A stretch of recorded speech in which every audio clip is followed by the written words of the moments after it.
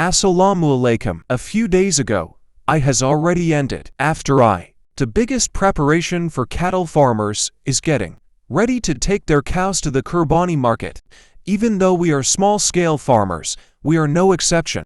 We are also preparing for the upcoming Qurbani. Earlier, I used to speak openly about cattle farming in my videos, but now I don't talk as freely as before. There are several reasons behind this, which I don't want to mention here. However, sometimes I feel like sharing those farming experiences with you openly. Just like before, after so many years of raising cattle, I have gained a lot of experience.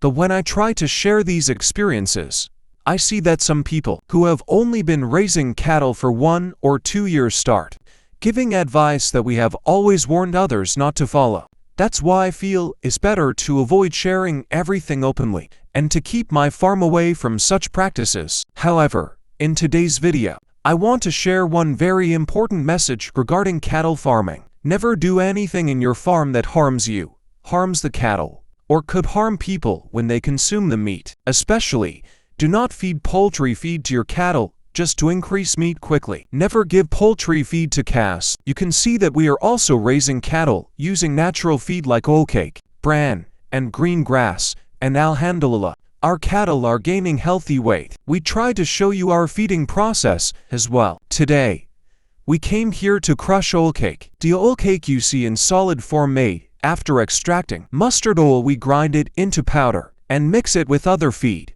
It is best to soak the oilcake in water for 12 hours before feeding it to the cattle. This helps release the gas present in it. Mustard oilcake contains a high amount of protein, which is very important for fattening and also for milk production. That's why we always include it in the feed. However, you must monitor your cattle. If they develop diarrhea after eating it, you should stop feeding it. But if their digestion remains normal, you can continue feeding it throughout the year. While we were preparing the feed, it became evening. At that time, Roman boy came to inseminate one of our cows. I will make a detailed video about these cows later because there are many things that should be shared with you.